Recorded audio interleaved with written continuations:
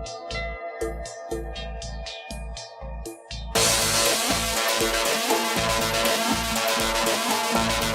ketemu lagi dengan solusi matematika Pak A.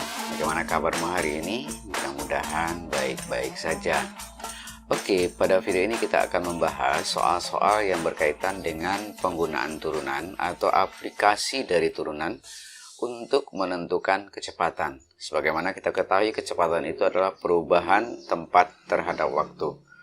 Oke, nah pada soal ini kita akan menentukan kecepatan dengan menggunakan turunan. Kita langsung ke soalnya. Nomor 21. Sebuah partikel bergerak dengan persamaan perpindahan dari titik awal gerak X sama dengan 5 cos 2T dikurang pi per 3 dengan X dalam meter dan T dalam sekon.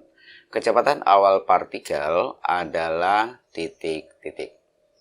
Oke, berarti yang kita lakukan di sini adalah menurunkan fungsi jarak terhadap waktu. Maka kalau fungsinya di sini adalah X sama dengan 5 cos 2T dikurang pi per 3, maka yang kita lakukan adalah menentukan dx per dt.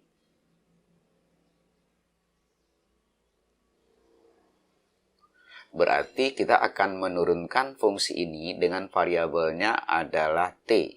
Oke, kita mulai menurunkan 5 cos 2T dikurang pi per 3 ini. Yang pertama kita turunkan adalah bentuk yang berada di dalam kurung. 2T dikurang pi per 3. Turunan dari 2T dikurang pi per 3 adalah 2. 2 kita kalikan ke depan dikali dengan 5. Turunan dari kosinus adalah min sin. Berarti dikali dengan min sin. 2T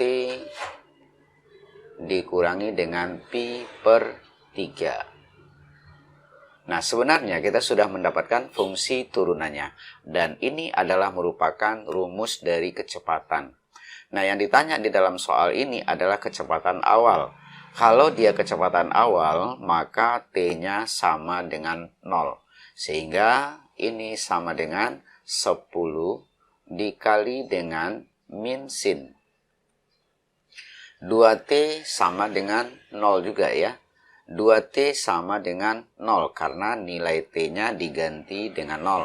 Berarti ini adalah 0 dikurangi dengan pi per 3. Sama dengan min 10 dikali dengan sin. Min 60 derajat. Sama dengan min 10 dikali dengan min setengah akar 3. Maka hasilnya sama dengan 5 akar 3. Oke, berarti kita sudah dapatkan jawabannya itu adalah E. Oke, kita lanjut dengan soal yang nomor 2. Sebuah gelombang bergerak dengan persamaan Y sama dengan 2 sin 2 Vt dikurangi Vx. Sebuah penelitian dilakukan pada jarak 2 meter dari pusat gelombang. Kecepatan gelombang itu pada saat detik kedua adalah titik-titik. Oke, ini juga adalah aplikasi dari turunan untuk menentukan kecepatan gelombang. Berarti yang akan kita cari adalah dy per dt. Ingat ya, ini adalah dy per dt, bukan dy per dx. Karena yang jadi variabel di sini adalah t atau waktu. Maka turunannya adalah turunan dari bentuk yang berada di dalam kurung. Adalah 2Vt. 2Vt kalau diturunkan sama dengan 2V. Kalikan dengan 3. Berarti 3 dikali dengan 2pi. Kemudian ini ada min px. Nah, di sini x berfungsi sebagai konstanta, bukan sebagai variabel. Karena yang jadi variabel di sini adalah t. Sehingga px itu kalau diturunkan menghasilkan 0. Sehingga turunan dari pt dikurang px adalah 2pi saja. Oke, selanjutnya kita cari turunan dari sin. Turunan dari sin adalah cos. Cos dalam kurung 2pt dikurangi dengan Px. Nah, selanjutnya ditanya itu adalah kecepatan gelombang pada saat detik kedua. Kalau saat detik kedua berarti itu T sama dengan 2. Kemudian di sini juga dikatakan bahwa sebuah penelitian dilakukan pada jarak 2 meter. Berarti di sini X adalah 2. Tinggal kita masukkan nilai T sama dengan 2 dan X sama dengan 2 ke dalam fungsi yang kita turunkan tadi. Maka kita akan mendapatkan 3 kali 2 adalah 6pi. 6pi dikali dengan cos dalam kurung 2pt berarti sama dengan 2pi kali 2 berarti sama dengan 4pi dikurangi dengan pi kali 2, 2pi. Oke, berarti ini kan sama dengan 6pi, 6pi dikali dengan kosinus dari 4pi dikurang 2pi adalah 2pi ya. 2pi berarti ini sama dengan kosinus 360 derajat, nilainya adalah 1. Dengan demikian hasilnya sama dengan 6pi. Jadi jawabannya adalah C. Oke, kita lanjut dengan soal yang berikutnya. Rata-rata pertumbuhan suatu bakteri setelah T detik diberikan oleh persamaan NT sama dengan cos T ditambah dengan 5 tangen 5T.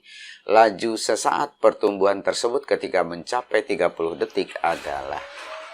Oke, teman-teman, ini adalah rumus dari pertumbuhan atau bisa dikatakan itu adalah rumus dari kecepatan. Yang ditanya adalah laju sesaat. Nah, ingat laju sesaat itu sama dengan percepatan. Dan aplikasi dari turunan adalah menurunkan fungsi kecepatan untuk mendapatkan fungsi percepatan. Berarti kita turunkan fungsi NT, maka kita akan dapatkan percepatannya atau laju sesaat. Oke, maka dari sini kita turunkan N aksen T sama dengan turunan dari kosinus adalah min sin. Oke, kemudian turunan dari tangen. Tangen turunannya adalah sekan kuadrat. Tapi hati-hati, di sini tangennya adalah tangen 5T. Maka 5T juga harus kita turunkan terlebih dahulu. 5T diturunkan hasilnya adalah 5, kalikan ke depan. 5 dikali 5 sama dengan 25. Dikali dengan turunan tangen adalah sekan kuadrat. Oke, kemudian kita akan menentukan nilainya pada saat mencapai 30 detik. Berarti ini adalah N aksen 30. Sama dengan min sin 30 derajat ditambah dengan 25 dikali dengan sekan kuadrat 5T. Sekan itu sendiri adalah kebalikan dari cos, berarti dibagi dengan cos. 5T, 5 dikali dengan 30 derajat. 5 kali 30 derajat adalah 150 derajat. Sama dengan min sin 30 derajat, berarti sama dengan min setengah. Oh ya, sebentar, ini dikuadratkan. Oke, ditambah dengan 25 dibagi dengan cos 150 derajat. Kosinus 150 derajat adalah min setengah akar 3. Min setengah akar 3. Dikuadratkan. Oke, berarti ini sama dengan min 1/2 ditambah dengan 25 dibagi dengan min setengah akar 3 kalau dikorekkan hasilnya sama dengan 3/4.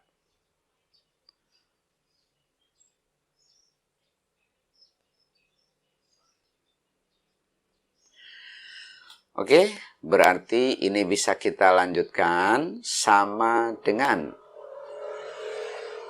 min 1/2 ditambah dengan. Ini kalau dibagi dengan 3/4, artinya adalah dikali dengan 4/3. Berarti 25 dikali dengan 4/3. 25 dikali 4 adalah 100. Ditambah 100/3. Oke. Nah, ini kita selesaikan ya. Tentunya ini tidak akan sulit lagi karena kita buat ini sama-sama per 6. Oke, 6 dibagi 2, 3, berarti di sini adalah min 3. 6 dibagi 3 adalah 2. 2 kali 100, 200.